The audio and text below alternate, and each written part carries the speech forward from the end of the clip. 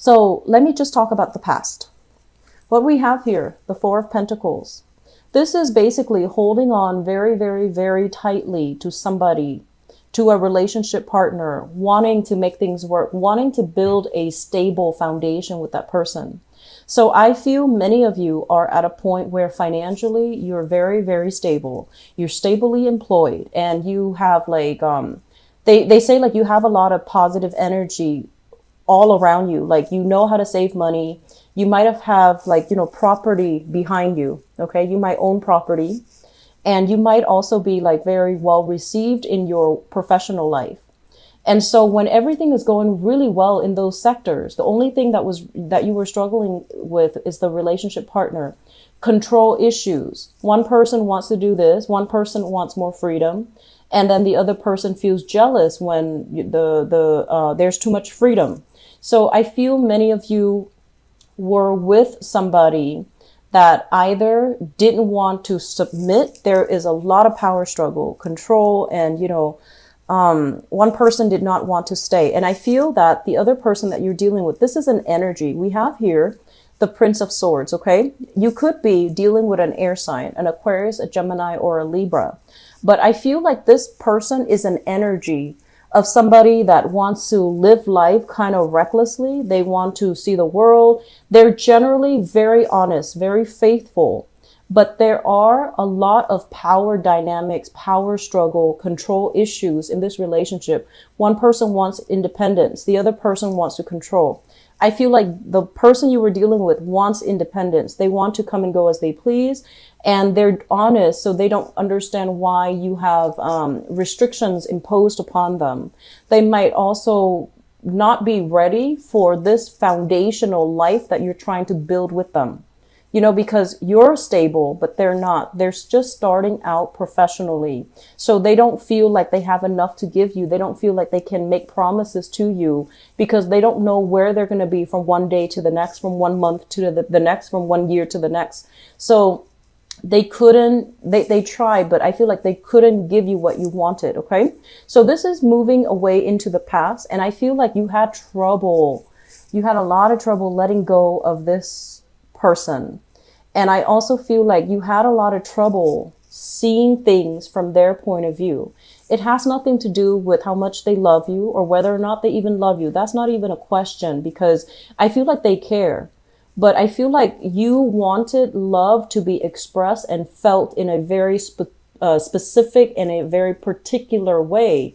So whatever they're coming in with, you won't accept it because it doesn't match up with your ideals, your concept of what love means. So for example, love to you means commitment, putting a ring on your finger, telling you we're going to move in together, we're going to buy a house together, we're going to have children together. Whereas this person is just like, love means action. Love means taking you on trips, going to see the world. But I feel like you wanted a little bit more. You wanted something a little bit more concrete, whereas they wanted to share experiences with you. So this is basically wanting the other person to submit to our ideas of what love means. When they are their own person, they're going to express love in a different way. So there has been a lot of power struggles in your relationships. Moving forward into the present situation, we have here the 10 of Cups and the 10 of Pentacles. So this is basically two people coming together, matching each other, and seeing things finally for the first time. Seeing things kind of like in the same manner, seeing things from the same point of view, agreeing to let go of their differences and working to build a future together. So the 10 of Cups, this is what I call the apex of emotional happiness. It can't get any better than this. This is like discussions about family planning. When do we get married? When do we get engaged? How many children do we want to have? Where do we want to settle? Is your mom moving in with us, or are your parents moving in with us? So this deals greatly with these deep-rooted, important conversations that you're going to have with a relationship partner for this month. And I'm also sensing the 10 of Pentacles. Excuse me, the motorcycle in the outside. Sorry about that. The 10 of Pentacles basically means generational wealth, people combining their income together, shared bank account. So I feel like you are taking a relationship to a very definite level where you trust one another, you care about one another, feelings are mutually felt and expressed, you know, like in a really nurturing way. So not only do you like the other person, but I feel like you trust them. And you're at a point right now where you are able to join your finances, where you're able to combine wealth and assets together to build a family, to start a family. I'm seeing a lot of family planning with both of these spreads. With both of these cards. So it's like, you know, how many children are we going to have? Where are we going to live? And how are we going to fund our retirement? So I feel like you're having a lot of important discussions with your relationship partner about, you know, long-term planning. Okay. These are really beautiful cards, and I'm really happy to see these for you, Aries. In the foundation, let me talk about this. We have here the King of Cups, and some of you could be dealing with this person. This is a water sign, Pisces, Cancer, Scorpio. And we have here as well the Three of Wands. So if you are dealing with this person, this is a water sign, sun, moon, or rising.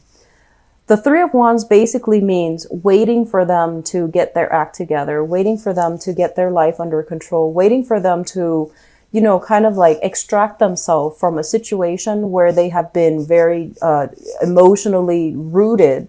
So they might have, you know, another relationship that they're in, that they might have been separated, they might have been divorced, and you're waiting for them to be ready to commit to you.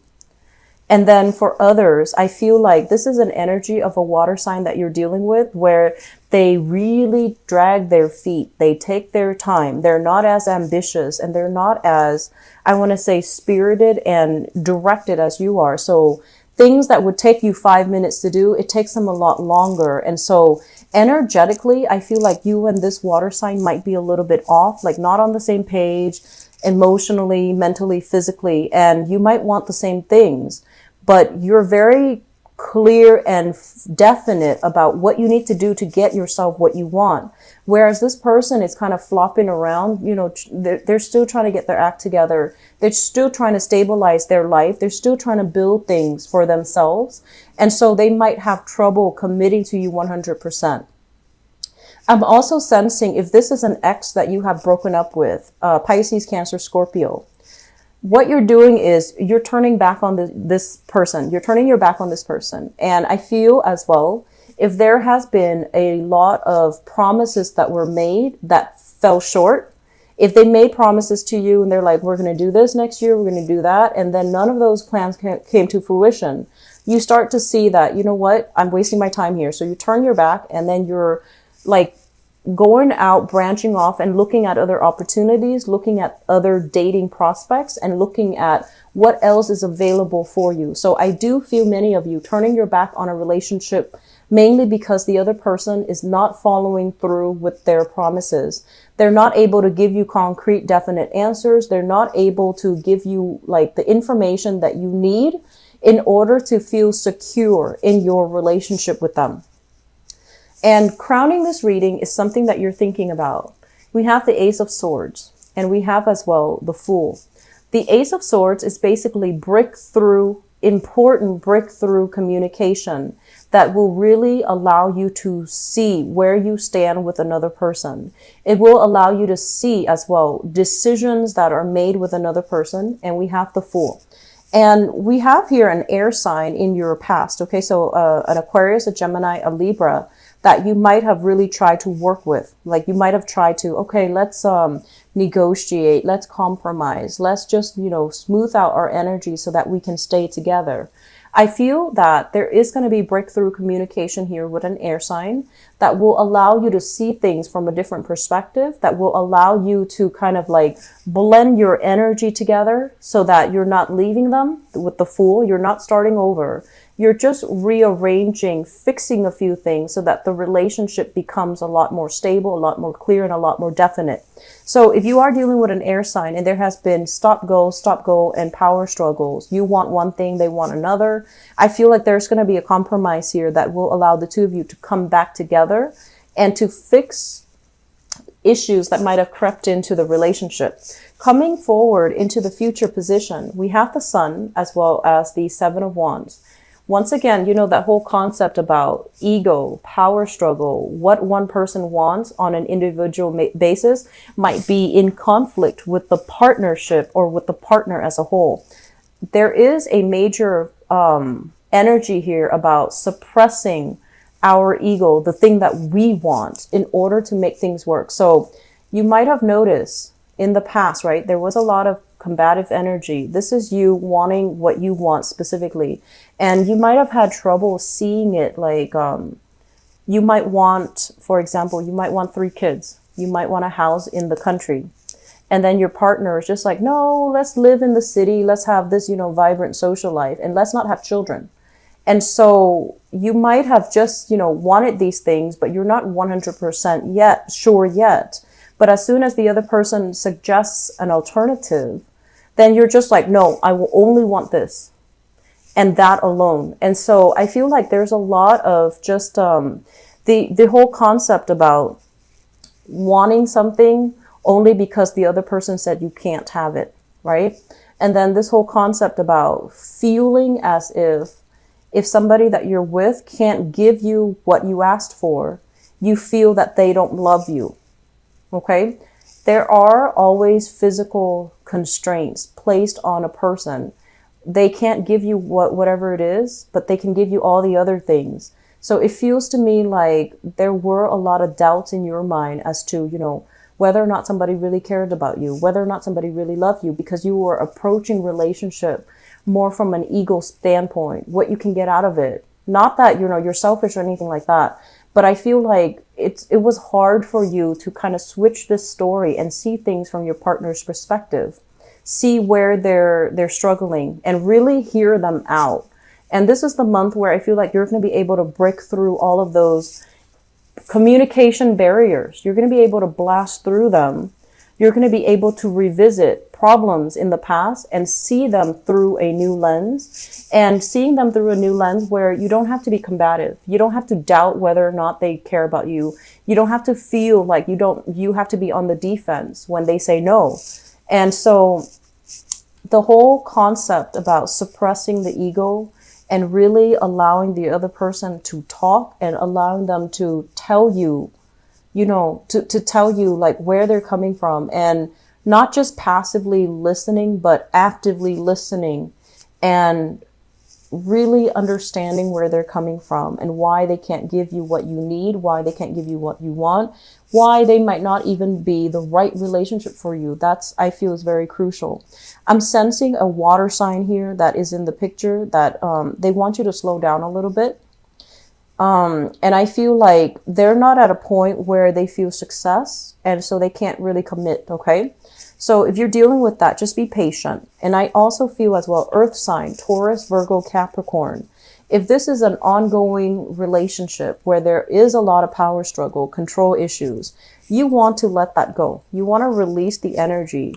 And I feel a lot of breakthrough here with air signs, Aquarius, Gemini, Libra, where there's going to be a sense of mutual understanding. Financially, you know, this is a month where I feel there will be a lot of talks financially with your significant other. How much are we going to save? Are we putting money in the bank? Do we need to save for our children's, you know, education, college education? Should we open up a retirement fund so that when we retire, we both can travel together?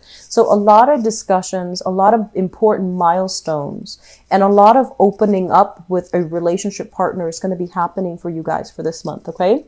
For single people, I feel like you have several options that are in store for you. These are good options, okay? They come from far away, like it could be figuratively or physically. They're coming from far away to come see you. You have several options on the horizon, and you definitely need to, you know, let the past go, turn your back on it, and just go with the new opportunities, because they are coming, and they are coming very, very fast. Don't, you have some relationship patterns here. I do feel that you need to break. And I don't feel it's entirely all your fault, Aries, but I feel that you have a very specific idea. If, you know, he or she loves me, they need to do this. And so whatever else that person does that doesn't really match up to your ideal of what you want, then you feel like it's not really love. And that's something that you need to really reassess, because people show and express and, display love in their own way. Some people are flamboyant about it. Others are very quiet about it. But however somebody loves, I feel like you're always going to feel it, okay? Whether or not they love you, you're always going to feel that. So if they love you, they wouldn't do things or say things to undermine your self-esteem. They wouldn't do things or say things to like hold grudges against you and, withhold affection, right? So if you have been in those relationship cycles, you need to call it what it is. If they're withholding affection, that's manipulation. If they're like doing things that make you chip away your self-esteem, like that make you doubt your worthiness, that's not really love, okay? Seeing it and calling it out for what it is, that's really crucial. But then you also have to understand the fine line between people show love in different ways. So learn to bend a little bit to the relationship partner. I feel like that's going to help you harmonize your relationships, okay? So I'm going to leave it at that. I do wish you all the best. You have some really very good cards, okay, for partner people. And for people who are dating as well, there's a lot of positive energy here where they say like the wait is over. You're going to find somebody that will give you emotionally what you want, and they're going to be on the same page as you in terms of, wanting commitment, wanting a long-term relationship, wanting to build a future together.